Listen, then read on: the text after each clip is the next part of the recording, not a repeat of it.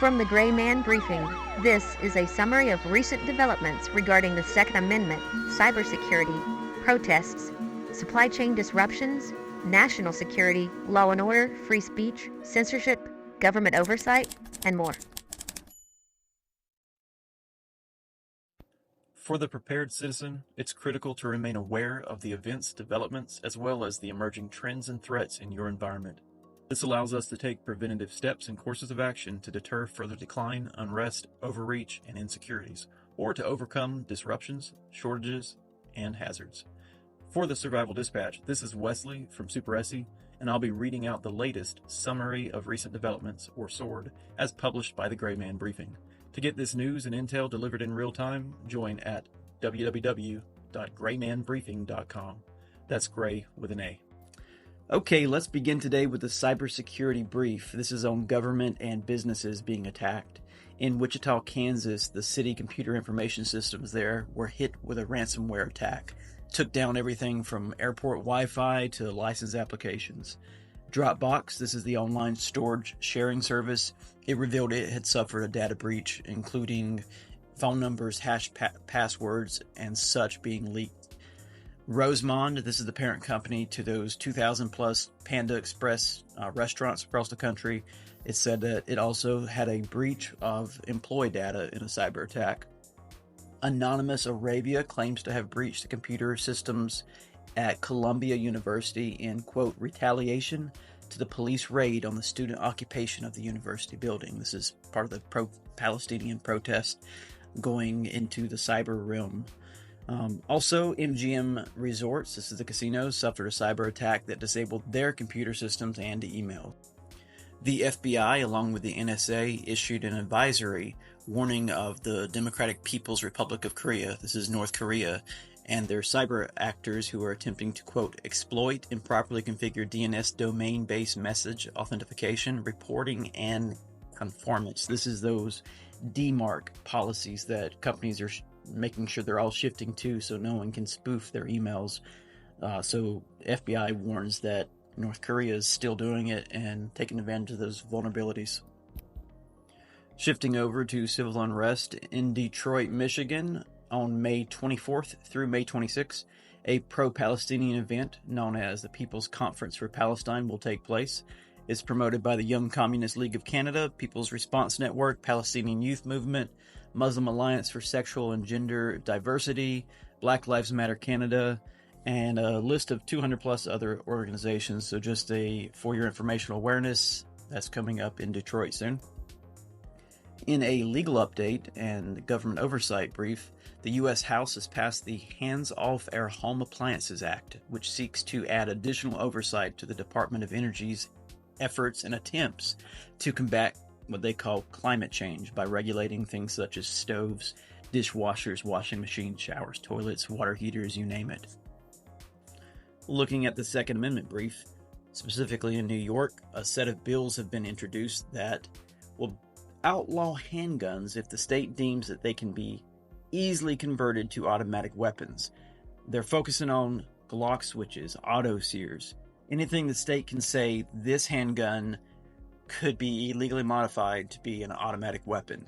And they're outright going to ban the guns that are legal just because they can be made illegal. This is specifically Bill A10053 and S9225. And now the election security brief. National summary. U.S. House seeks to deter illegal immigrants from impacting the Electoral College. The House also attempts to block non-citizens from voting in federal elections. Moving on here in election security, the Georgia governor has signed 3 bills to clean up voter rolls and end the acceptance of absentee ballots after Election Day.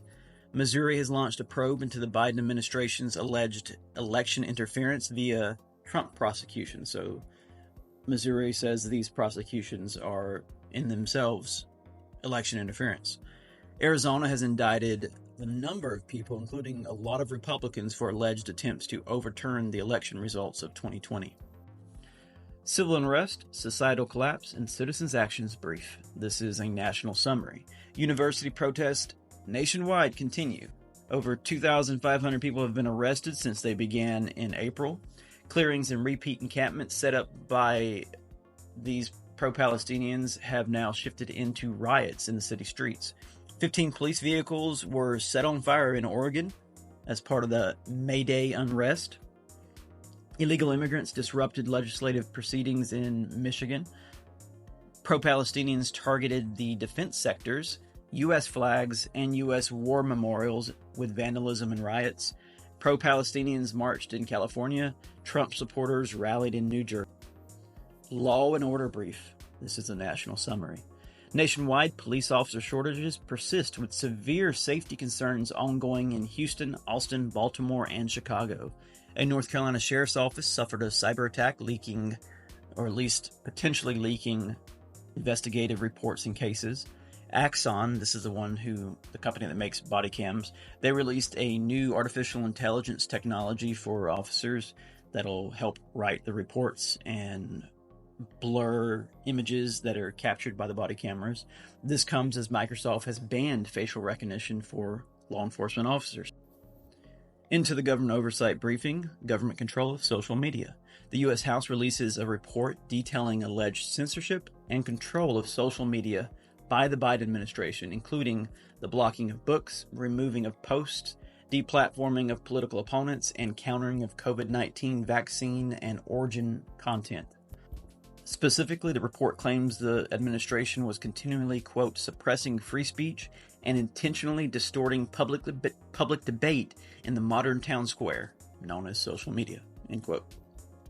Continuing with their government oversight and national security, an obtained internal email sent by the FBI's deputy director to other FBI employees said, quote, I urge everyone to continue to look for ways to appropriately use U.S. person inquiries or queries to advance the mission, with the added confidence that this new pre-approval requirement will help ensure that those queries are fully compliant with the law. So critics of this say that the government surveillance efforts using FISA Section 702, this is the warrantless searches, they say that the email encourages federal agents to surveil U.S. citizens without a warrant by default, with protections offered under these new pre-approvals. Also, for your situational awareness, the LA Metro bus drivers have begun an unofficial strike amid increased assaults on these drivers. On May 8th, the U.S. Customs Border Protection exchanged gunfire with armed persons across the Mexican border there near El Paso. A black LGBT activist who's 20 years old killed a 64-year-old man who was walking on the side of the street. The suspect, which was a man identifying and dressed as a female in all black, wearing a wig, drove and hit the man, backed up, hit him again, exited the car, straddled the dying victim, kissed the victim, then stabbed him 9 times, and continued to parade around the area while bystanders watched. In Hawaii, as citizens faced excessive delays in obtaining their concealed carry licenses, the states have agreed, in response to a lawsuit, to respond to these permit requests, these license requests, within 4 months. So before it was taking up to a year, they were sued, and now they're going to try to respond and either approve or deny such requests within 4 months. In Abbeville, Louisiana, an armed teenager, appearing to be white from a still shot, attempted to enter a Catholic church during service. Churchgoers prevented him from entering. He had a rifle. He was dressed in all black. He was later arrested. He was a juvenile, so no further information is really being released about him. Major Catholic outlets have said that he is a, quote, anti-Catholic terrorist. Moving on, Ashley Biden, this is President Biden's daughter, confirmed the authenticity of that diary that had previously been alleged to be hers. The confirmation came in a letter filed on April 25th requesting that the woman who recovered the abandoned diary be given jail time. And this is the diary that this is the diary in which Ashley says she had inappropriate showers with her father, now President Biden. Moving into our national security briefing, Chinese threats. The Biden administration has shut down a Chinese-linked data center neighboring a U.S. nuclear facility due to, quote, national security risks. Congress has also warned of cyber threats posed by Chinese lithium-ion batteries and energy storage systems, specifically those BESSs, the battery energy storage systems.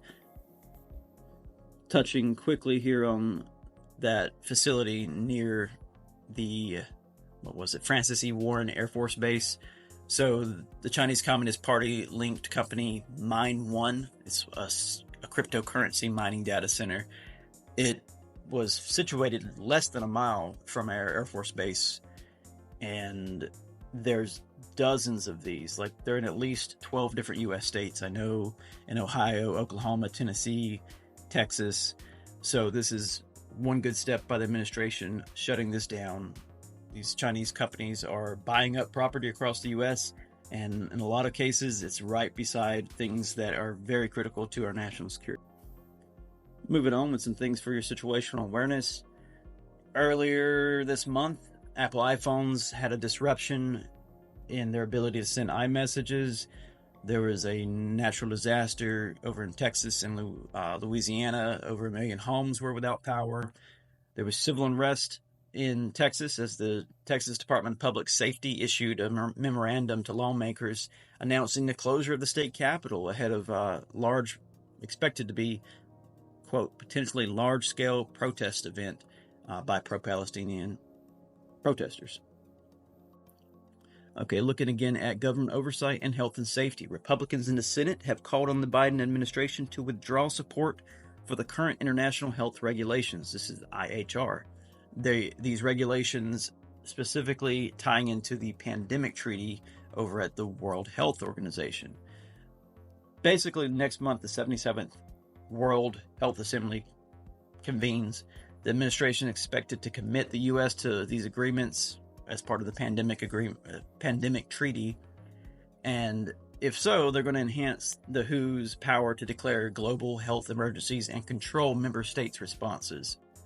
In Minnesota, the state has abandoned its flag after a committee that was established in 2023 to address alleged claims that the state's then current flag was offensive to indigenous people. So the flag that Minnesota's had since 1957, it depicted a white settler tilling the land in a garden with a Native American riding on a horse in the background.